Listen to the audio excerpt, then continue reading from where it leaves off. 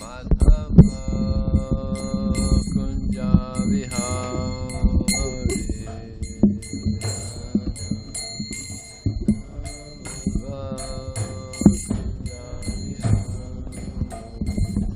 Jaya Radha Madhava Kunja Vihari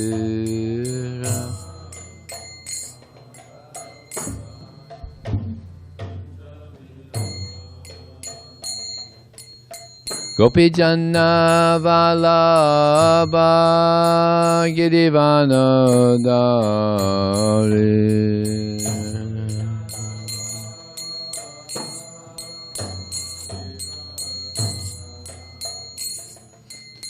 Gopi Janna Vallabha Girivana Dari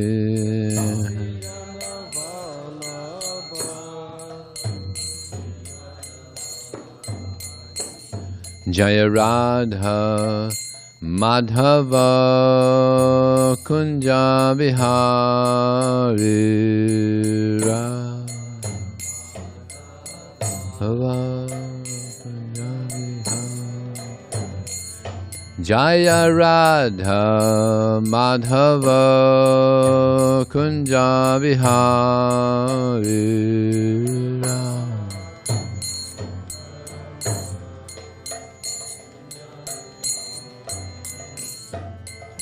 Gopi Janna Vallabha Girivana Dari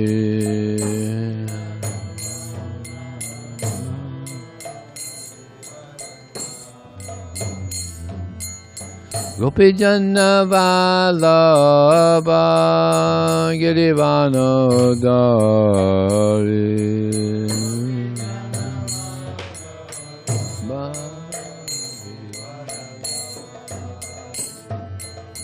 Yasodanandana Brajajana Ranjana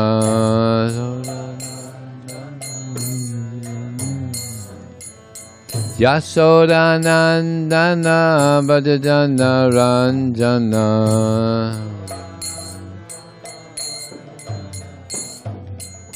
Yamuna Tiravanachari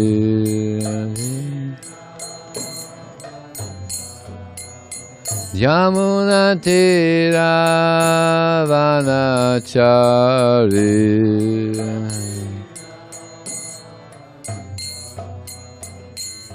Jaya Radha Madhava Kunja Vihari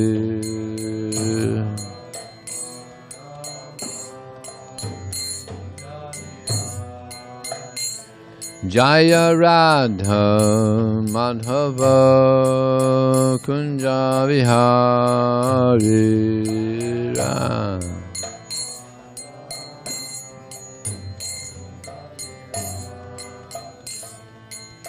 Gopi Janna Vallabha Girivana Dari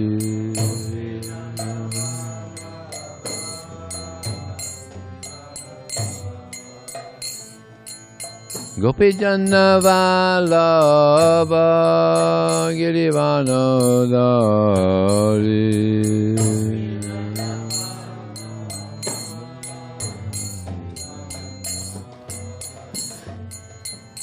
Yasodanandana Brajajana Ranjana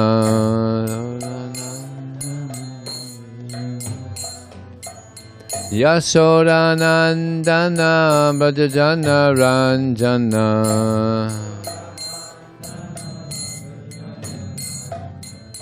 Yamuna Tiravanachari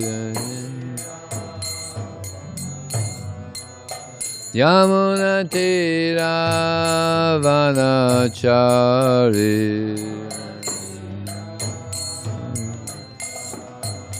Yamuna Tiravanachari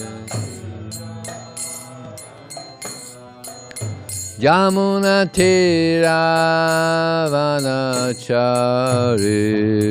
Tira.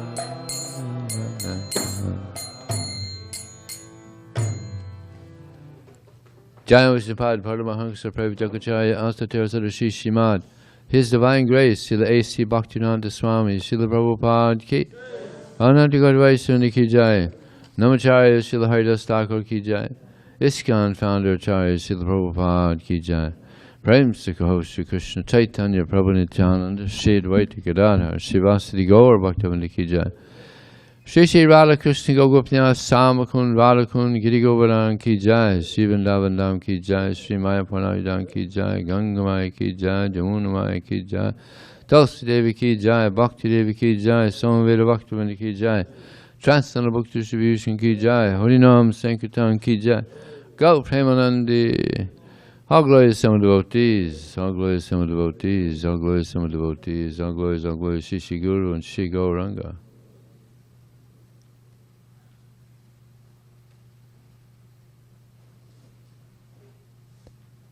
Om Namo Bhagavate Vasudevaya. Om Namo Bhagavate Vasudevaya. Om Namo Bhagavate Vasudevaya. So this morning, Srimad Bhagavatam, Canto 5, Chapter 6, text number 17. And there's a bunch of prose here. We're missing Dravida Prabhu. So, you want to chant the prose? So I'll just read the English here. Devotees always bathe themselves in devotional service in order to be relieved from the various tribulations of material existence. By doing this, the devotees enjoy supreme bliss, and liberation personified comes to serve them. Nonetheless, they do not accept that service, even if it is offered by the Supreme Personality of Godhead Himself. For the devotees, liberation, mukti, is very unimportant because, having attained the Lord's transcendental loving service, they have attained everything desirable and have transcended all material desires. Purport. Devotional service unto the Lord is the highest attainment for anyone desiring liberation from the tribulations of material existence. As stated in the Bhagavad Gita 6.22, Yam ladva chaparam labdam manyate narikam tataha. Having gained this, one thinks there is no greater gain. When one attains the service of the Lord, which is non-different from the Lord, one does not desire anything material. Mukti means relief from material existence. Bilva Mangala Thakur says, Mukti Mukuli Tanjali Sevate Sman. For a devotee, mukti is not a very great achievement. Mukti means being situated in one's constitutional position. Mukti hitvanyata-rupam svarupena yavastiti. The constitutional position of every living being is that of the Lord's servant. Therefore, when a living entity is engaged in the Lord's loving service, he has already attained mukti. Consequently, a devotee does not aspire for mukti, even if it is offered by the Supreme Lord Himself.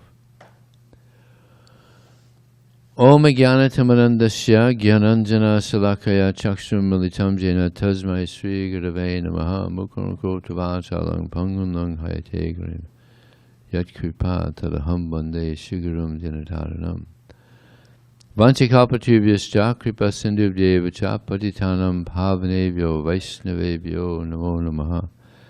Jaya Shri Krishna Chaitanya Prabhu Nityananda Shri Advaita Gadadhar Shivasati Gaur Bhaktivinoda.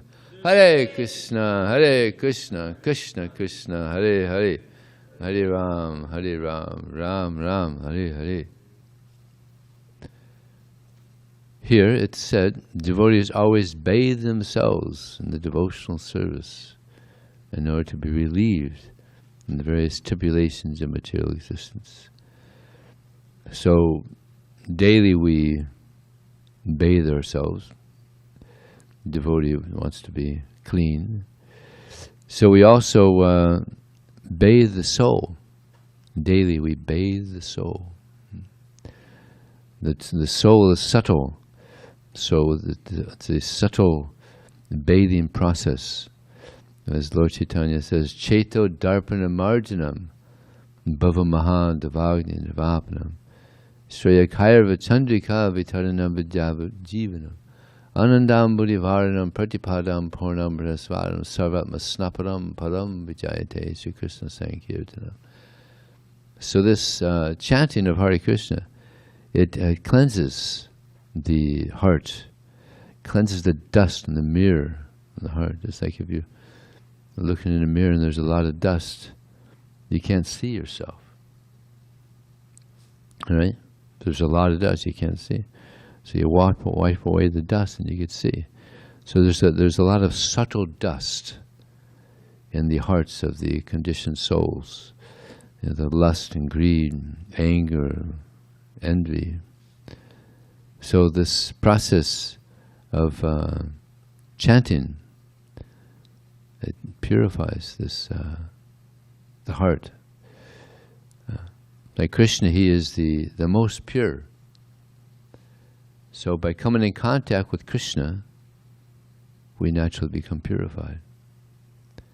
And it's happening so much all over the world. People are becoming purified by this chanting of Hare Krishna. And therefore it's recommended in this age as the process for purification. Kalar doshanad he rajan. Asti heko mahadya. Kirtana deva krishnasya mukta sangha param bhajata. This age of Kali, it's filled with many faults. Dosha means faults. Many faults. Wherever one looks, the material world, it's a very dirty place. Yeah. Just like the leaders, Antayatandara Paniyamar, Te Pisha Trantram Urdam Nivada. The leaders are blind and they're leading other blind people. So the leaders are dirty and the people are dirty. And Prabhupada said that the goal of this movement is to try to clean the people. Not an easy thing. It's a big challenge. It's a big challenge. Even we're also trying to get clean ourselves, but in the process of ourselves trying to become clean, we're also trying to help others by this book distribution, by Harinam. We're giving people an opportunity to also become cleansed. So Cheto Darpana Marjanam Bhava Maha Devagni Nirvapana extinguishes the blazing fire of material existence. This material existence, it's a fire of material existence. Now when there's a fire brigade, right, that comes to extinguish the fire. So this material world, it's a blazing fire of material existence, so therefore the transcendental fire brigade comes in the form of Shaktivesh avatars. Srila Prabhupada, Srila Bhakti Siddhanta Saraswati Thakur, Srila Bhaktivinoda Thakur, and extinguishes the blazing fire in the hearts of the living entity. Even Krishna himself comes. Lord Chaitanya comes. So many great devotees come to help us become free of this blazing fire of material existence. The fire is not a comfortable thing. I mean, we've all had the experience. You burn your finger or something. Oof, very painful. Yeah. So this fire of material existence is also painful in the heart, and therefore people are suffering in the material world. Yeah. Some people, it appears like they're everything's okay. They're happy. It's all good. Yeah. But it's temporary. Yeah. Krishna says, Dukkhalayam Shashvatam. material world, it's a place of suffering. Just like this person, the richest man in the world. I think his name is Mose or something like that. Anybody know? He's the new richest man in the world now. Mas, I think it's Mas. 3 divorces so far. Yeah. I mean, I never experienced a divorce, but I'm sure it's not a pleasant thing to go through. Yeah. Painful. He's the richest man in the world. Suffering. It's a place of misery.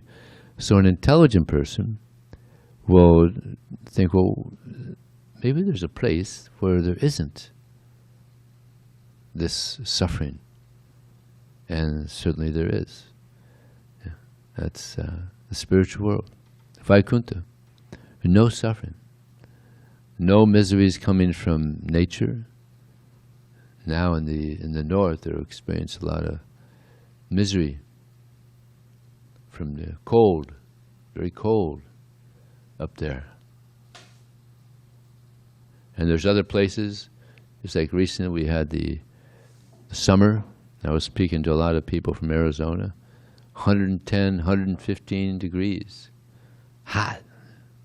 They come to San Diego to cool off a little bit. So hot. So miseries coming from nature, tornadoes, hurricanes, storms. Yeah. Miseries coming from our own mind, our own body. Actually, this is where the greatest suffering is in people's own minds. Just like now with this COVID, a lot of people are lonely because still it's going on a little bit. This COVID-19, gradually it's going down, but loneliness causes a lot of stress, and therefore people become very disturbed, commit suicide. So our own mind and body, so many diseases. No one knows how many diseases there are. It's like I asked one friend of mine, doctor, how many types of cancer are there? He says, no one knows. There's so many different types of cancer. But the other diseases also, so many diseases. Yeah. Fortunately, we all have this immune system. If we didn't have the immune system, we wouldn't be sitting here now. It's like, Krishna's amazing. He makes these bodies that bring out so much disease, but there's also an immune system that fights off the disease. It's pretty amazing. I mean, that's pretty phenomenal. Yeah. Yeah. Krishna makes these machines that cause so much disease, but in the machine, he has also this whole process of stopping disease. So misery is coming from other living entities also. Yeah. So, blazing fire of material existence. So we're in the process of becoming free of this fire of material existence. Cheto darpana marjanam bhava maha davagni dravapam shreya kairva chandrika.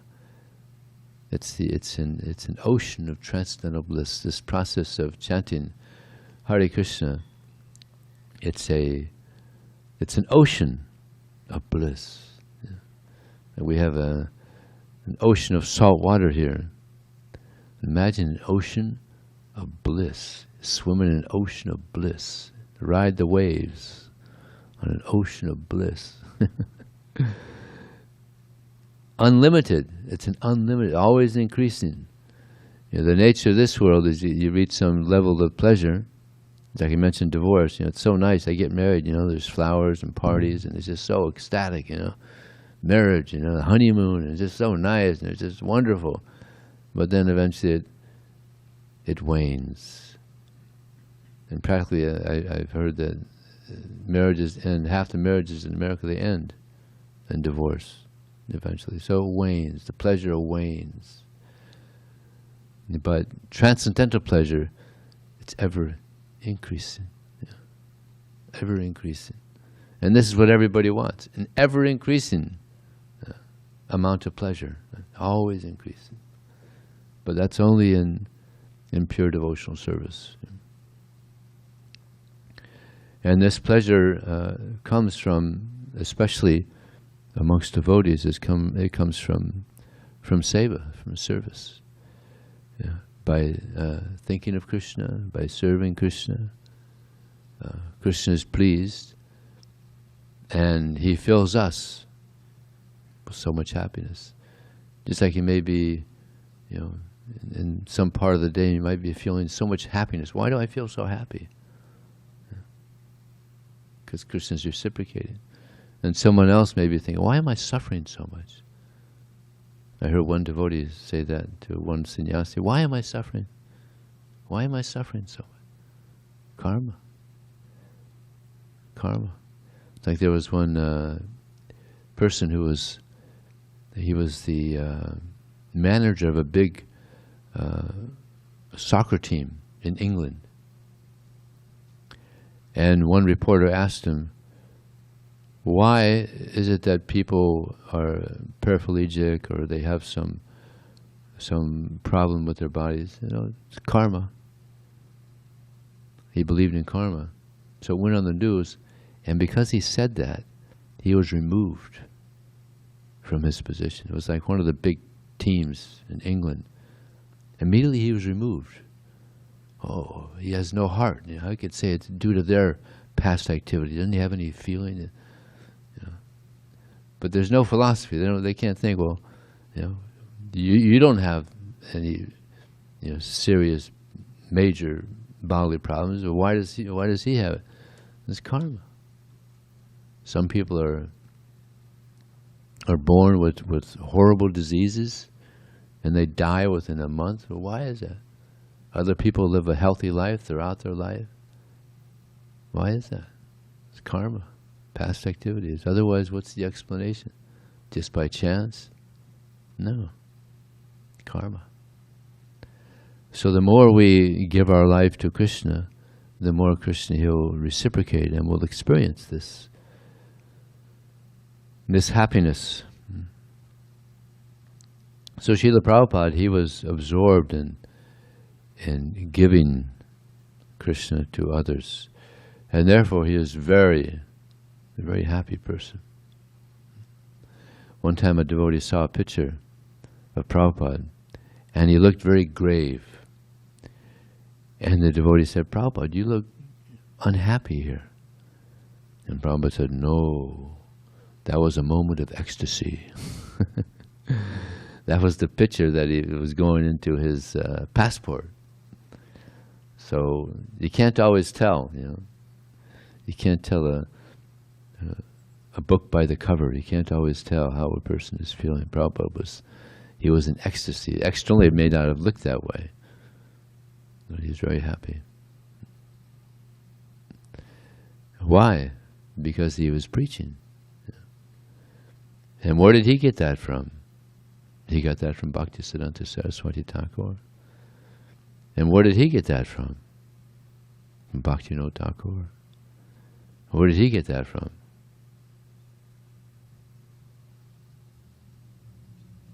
Chaitanya Charitamrita. Actually, it had practically stopped. Gaudiya Vaishnavism had practically stopped. Lord Chaitanya's movement had practically stopped. It was just all these different groups. But pure Vaishnavism was practically non-existent until Bhaktivinoda Thakur got the Chaitanya Charitamrita. He couldn't find it. He was looking for it. He couldn't find it. Finally, he found the Chaitanya Charitamrita, and he was in ecstasy reading the Chaitanya Charitamrita. And from reading the Chaitanya Charitamrita, he understood, we got to spread this message. Because it's stated there, Priti Vityacha Yata Nagaradigram Sarvatapachorhari Morinam, that the message of Sri Chaitanya Mahaprabhu was spread to every town and village throughout the world. And he thought, well, it's not happening now. So he started preaching like anything, bhakti rikshas. He had thousands of people in these bhakti rikshas, so many groups, these groups of devotees expanding and expanding and expanding. Such a great Vaishnava. So Bhaktisiddhanta Saraswati Thakur, he learned from him. And Bhaktivinoda Thakur, even he started it up again, and he was already distributing books. The first Vaishnava literature came from him. Ironically, in 1896, the year that Prabhupada appeared in this world. The life and precepts of Sri Chaitanya Mahaprabhu. So, Bhaktisiddhanta Saraswati Thakur, he really picked that up. Book distribution, Brihat Mridanga. Distributing so many books, making so many devotees, so many temples. And he was a very grave person also. But if any of his disciples went out and distributed a few small books even, he would be very pleased. He would express his pleasure. So we could understand by this book distribution, we're pleasing Bhaktisiddhanta Saraswati Thakur, or Bhaktivinoda Thakur, or Srila Prabhupada. So we've learned so much from these great acharyas. Practically everything, how to eat, how to bathe, everything. And other groups are also learning. Just like there were some devotees in Bombay, and they saw this Muslim at a book table with Qurans. Yeah, get your Quran. We got the Qurans here. Where did he get that from? Right? Devotees. We got tables all over. So one Muslim thought, hey, we should be doing Qurans like that. I don't know if he sold any, but. And deity worship too. This so many groups in India, they approach us to learn how to do deity worship. Like Swami Narayan, they're like one of the biggest groups in India. But 5 of their pujaris came to our temple for 2 weeks to learn how to worship the deity. There was one group that they only changed the clothes on the deity once a year. Imagine all the dust on it. So they came and learned from the devotees how to do deity worship. We have such beautiful deity worship. I mean, it's unbelievable. So beautiful. And Prabhupada told the devotees to learn from Radha Govinda Mandir in Jaipur. In Jaipur, how to do deity worship. Such high standard of deity worship is there. So, we've learned so much from Srila Prabhupada. So we want to also pass on what we've learned from Srila Prabhupada. So here in this purport, Prabhupada mentions this very important verse, Yam ladbha chaparam labdam monyate narikam. That having gained this happiness of Krishna consciousness, one never departs from the truth. So when one attains the truth of Krishna consciousness, the absolute truth, one experiences this happiness. Yeah? And Prabhupada said, if you're not feeling happy while practicing Krishna consciousness, then you're doing something wrong. Because that's a natural byproduct of practicing Krishna consciousness. You become very happy. And when you find something that makes you happy, you'll never give it up. You'll never give it up. It's like I heard, maybe Balaram Prabhu can confirm, that his father offered him $1 million if you leave, yes? $1 million, I'll give you $1 million. Now, how much is $1 million worth now? The equivalent. It's like $7 million. And how many of us would reject, $7 million? I'll give you $7 million.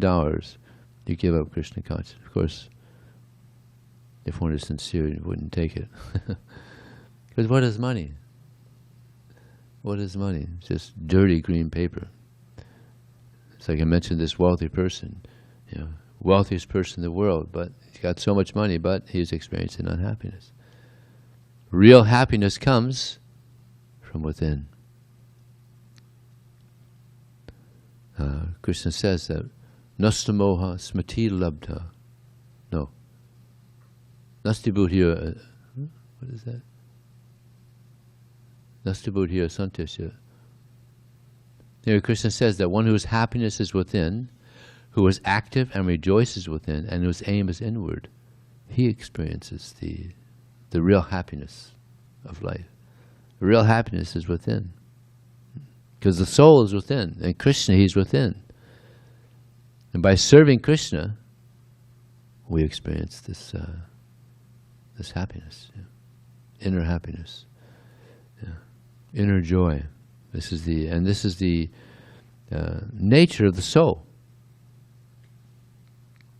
The nature of the soul is bliss, eternality, and knowledge.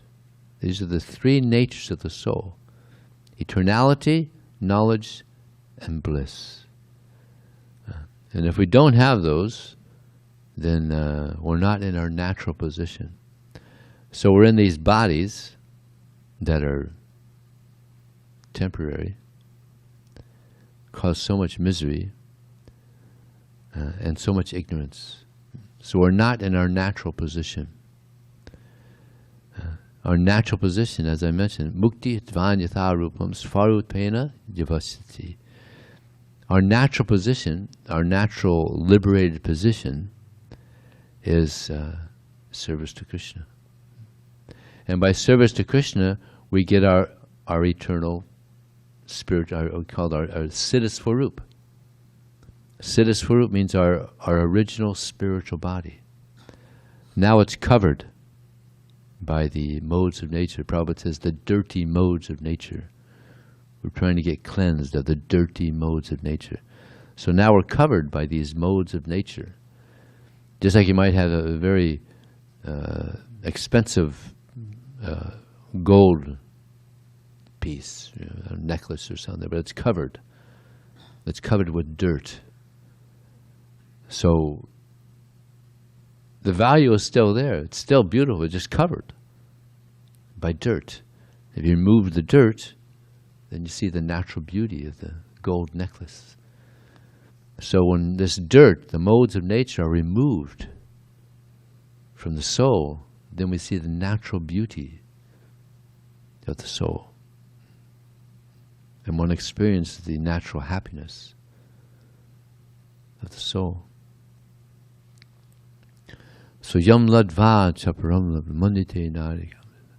And having gained this, he feels there's no greater gain. Nothing is greater than attaining pure love for Krishna. Nothing compares. Prabhupada tells the story of this one sadhu. He was in India, and this is the time of Alexander the Great. So Alexander the Great, he really appreciated Vaishnava culture. And he saw this sadhu on the side of the road, just sitting there meditating.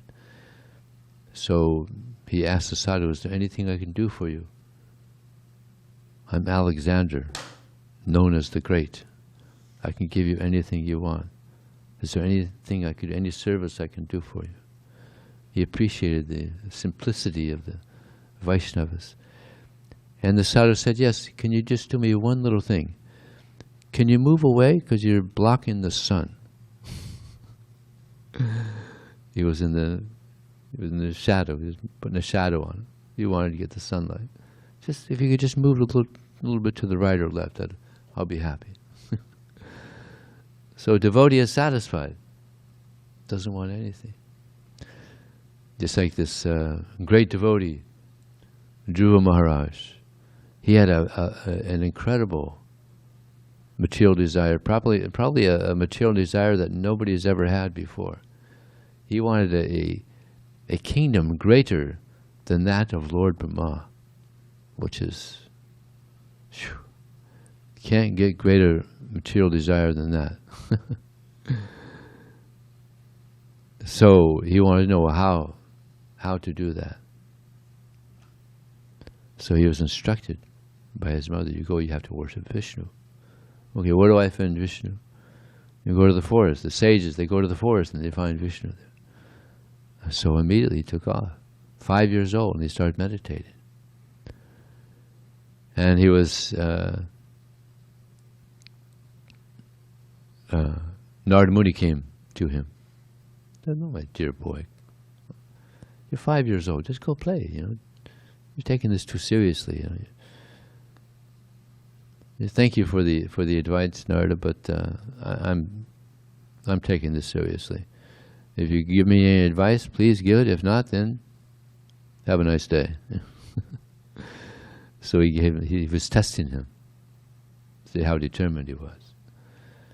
So he said, "Well, the best thing you can do is chant this mantra." Who knows the mantra?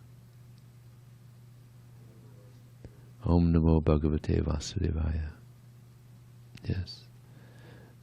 Worship Lord Vasudeva, Krishna. Offer respects. Worship Lord Vasudeva. So he took it very seriously. And he was also doing great austerities. I think, what was it, the first 3 days he was just drinking water. And then after that, every 6 days, he would eat some dry leaves. Maybe put a little salt on it. Very austere. And then, what was it? Then the next 9 days, he was, I think it was just taking air. Just stopped eating. Within 6 months, he was able to see Lord Vishnu within his heart, and then he disappeared, and he was in anxiety. And he opened his eyes, and he could see Lord Vishnu. So Lord Vishnu said, "There was something you wanted?" So he said, "Kachin vichin vang api vid dafi divyaratnang svamin kotartosi varam nayatse." He said, "Lord, I wanted some glass, some broken glass, but now I've achieved you. So now I'm completely satisfied." He compared the broken glass to the kingdom of Lord Brahma, the greatest kingdom in the universe. He compared to broken glass.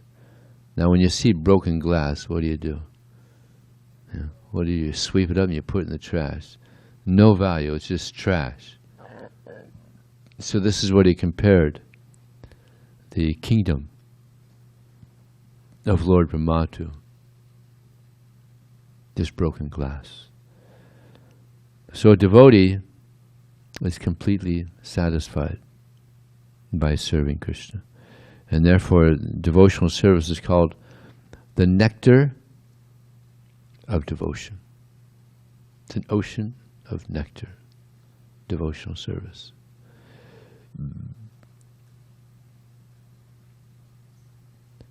So this service is Prabhupada says, service is the most congenial way to show one's affection for someone. If you have affection for someone, then naturally you want to serve them. It's natural. Just like when I was growing up, there's no one that I opened the door for except for my mother. We would go to the store and I would want to do I would open the door for her. It's just a natural thing. You have affection for someone. Naturally you want to do some service for them. Right? It's like an example is given of a young man, let's say middle-aged man. He has a job of delivering flowers. Some people have this, there's flower companies. They deliver flowers to people. Different occasions, weddings and birthdays and different things. So he's had this job for 10 years. Delivering flowers. And just like any job, it gets old after a while. But then he meets a lady that he has some affection for, that he wants to have a relationship with her. So he's thinking, well, what can I do to let her know that I have some affection for her, that I want to have a relationship with her? What can I do? And he's discussing, what can I do? Flowers. Flowers. Women like flowers. So he gets the best flowers And he brings a nice bouquet of flowers to this lady. Now it's the same thing he's been doing for 10 years that he's sick of. But now he has a completely different mentality because he's trying to have a relationship. Same activity, but completely different consciousness. He's not doing the same old thing, the same old thing he's been doing for 10 years. Now he's joyfully, with happiness, he's bringing flowers. Difference in consciousness. You see. So the more we understand how wonderful Krishna is, the more we understand that he's actually our best friend, our best well-wishing friend, that he's amazing, wonderful, the more we'll want to serve Krishna. We'll be very happy serving Krishna. Generally, people don't want to be servants. Who wants to be a servant? But actually, that's the highest happiness is in service to Krishna. The happiness of the soul. Nothing brings more happiness than service to Krishna. Because this purifies the heart. This purifies the heart. So much so that eventually that we just want to serve Krishna. Like Prabhupada, he was addicted to serving Krishna. He loved serving Krishna. And because he loved serving Krishna so much, he was so happy serving Krishna, others also wanted to experience this happiness. Just like when Prabhupada went to New York City, there was an unwritten rule. Don't trust anyone over 35. Because they were of the old generation, the fuddy-duds.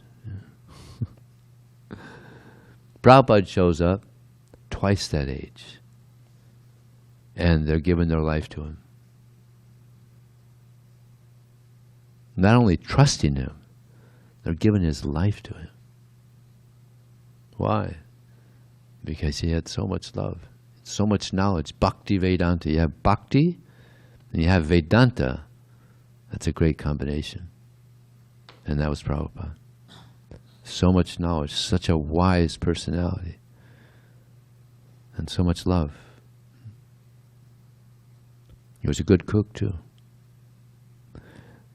He would cook. Imagine, Prabhupada was cooking for homeless people, hippies, drug addicts, and they would say, "Man, this guy can cook." Imagine eating prasadam that Prabhupada had cooked. It's like one time a devotee asked Prabhupada, who's the best cook in ISKCON? He said, I am. Good cook. So Prabhupada gave us so much. So we should feel grateful and try to do some service for him. And what pleases Prabhupada the most? Book distribution. He said, if you want to please me, then distribute books. Because what is most needed throughout the world is knowledge. Knowledge of the absolute truth. It's like here it said, the devotee never departs from the truth. And Krishna says, Mata Parataranyanyat. There is no truth superior to me. Everything is resting on me. Now we're not saying that this is the only truth. In Christianity there's truth. In Islam there's truth. Yeah. Prabhupada gave the example, just like you have the unabridged dictionary and you have the abridged dictionary. Now the unabridged has the full dictionary. So truth is there in any religion. But in the Bhagavad Gita and the Srimad Bhagavatam, the highest truth is being presented by the mercy of Srila Prabhupada. So, any comments? Hare Krishna. Hare Krishna Vijaya Krishna Prabhu. May I? You may. Prabhu, some people say that the devotional service cannot offer liberation. They have this statement, and they substantiate this statement saying that, oh, the Hare Krishnas are there chanting and dancing and feasting because of the execution of devotional service, but they are executing all these activities, but still they are doing it while living in their old material bodies.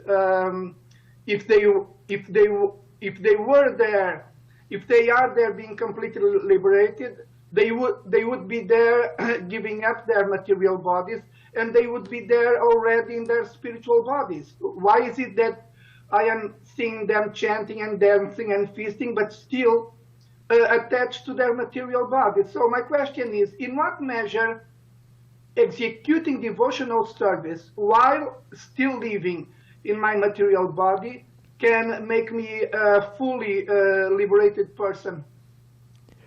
Iha yasya hirdasya karmana manasagya nikila sapivasyasu jivan mukta sushite.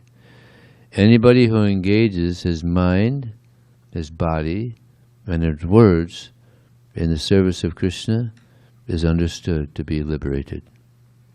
When one engages in devotional service, engages his body, his mind, and words in the service of Krishna, the body is not material anymore, because it's being utilized in the service of Krishna. Just like we have cars that we use in the service of Krishna. We use so many things, typewriters and microphones. So these things are all being utilized in the service of Krishna, so they're not material. They become spiritualized. So the more we're absorbed in the service of Krishna, the more we're spiritualized. And we transcend the bodily conception of life. That is your answer? That's my answer. Yes, wonderful. Again, Prabhu, wonderful answer to my question. Hare Krishna. Thank Hare you very Krishna. much. Thank you. Any other questions or comments? Okay. Thank you very much. Srila Prabhupada ki? Yeah.